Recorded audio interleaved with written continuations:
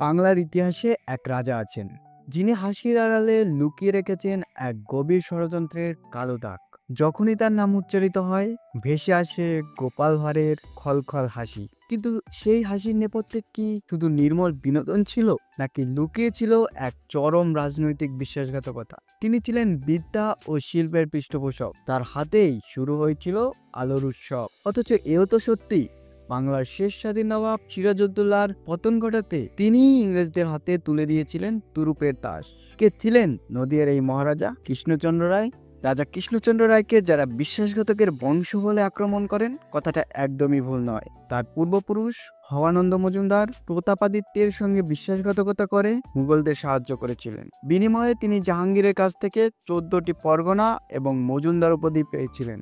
এই বংশেই 1710 সালে জন্ম হয় কৃষ্ণচন্দ্রের। সিংহাসন লাভ নিয়েও রয়েছে বিতর্ক। পিতার মৃত্যুর পর তার বৈমাত্রেয় ভাই রামগোপাল উত্তরাধিকারী মনোনীত হন, কিন্তু বুদ্ধিমান কৃষ্ণচন্দ্র কৌশল করলেন। তামাকের নেশায় আসক্ত রামগোপালকে ব্যস্ত রেখে তিনি নিজেই গেলেন নবাবের কাছে। নবাব অপদার্থ রামগোপালকে প্রত্যাখ্যান করে 1728 সালে মাত্র 18 বছর বয়সী কৃষ্ণচন্দ্রকেই নদিয়ার রাজা হিসেবে স্বীকৃতি দেন। আসলে কৃষ্ণচন্দ্র ছিলেন দারুণ মেধাবী, পার্সি ও সংস্কৃত এই দুই ভাষাতেই তার দখল ছিল। গোপাল ভাঁড়ের কার্টুনে তাকে নিরীহ দেখানো হলেও তিনি ছিলেন অস্ত্র শিক্ষায় পারদর্শী। তার কূটনৈতিক বুদ্ধি বলেই এক বিশাল রাজত্ব গড়ে তুলেছিলেন তিনি। সিংহাসনে বসার সময় যে রাজ্যের বার্ষিক রাজস্ব ছিল 25 লক্ষ টাকা, তা দ্রুত এক্সপ্যান্ড করে 84টি পরগনায় পরিণত হয়। কৃষ্ণচন্দ্রের ছিল প্রচুর ব্যয়বিলাস, যার ফলে রাজকোষে প্রায়ই টান পড়ত।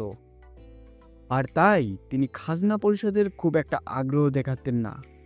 নবাব আলীবর্দী খাঁ এর আমলে বকেয়া খাজনার অঙ্ক 10 লক্ষাধিক টাকা ছাড়িয়ে গেলে তিনি 12 লক্ষ টাকা দাবি করেন। রাজকোষে অর্থ না থাকায় আলীবর্দীর নির্দেশে খাজনা না দেওয়ার দোষে কৃষ্ণচন্দ্রকে একবার বন্দিও করা হয়েছিল।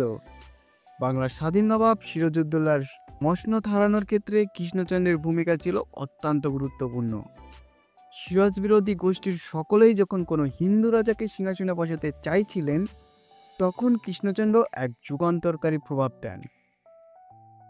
তিনি বলেন, বিলাত নিবাসী জাতিতে ইঙ্গরাজ কলিকাতায় কুঠি করিয়াছেন, যদি তাহারা এদেশের রাজা হন তবে সকলের মঙ্গল হইবে।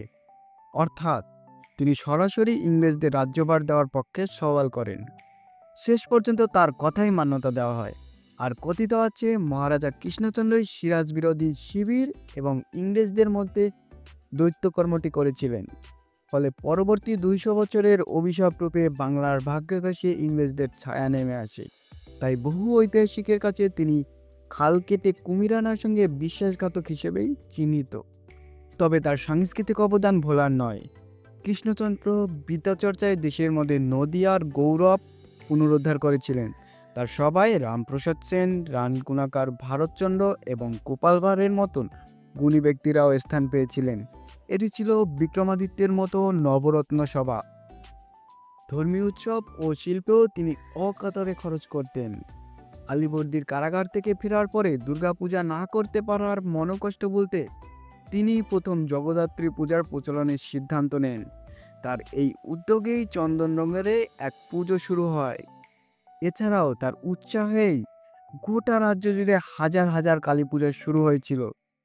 কৃষ্ণনগরের মৃৎশিল্পের যে খ্যাতি জগজ্জোড়া, তার পিছনে তারই হাত ছিল। জীবনের শেষ ভাগে কৃষ্ণচন্দ্রের ঘর ও বাইরের অশান্তিতে বিপর্যস্ত হয়ে পড়েছিলেন।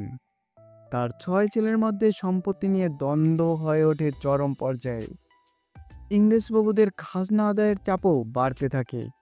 একদিন যাদের তিনি সাহায্য করেছিলেন তারাই ক্রমে তার গলা কাটা হয়ে ওঠেন। রাজত্বের আয়তন ছোট হতে থাকে।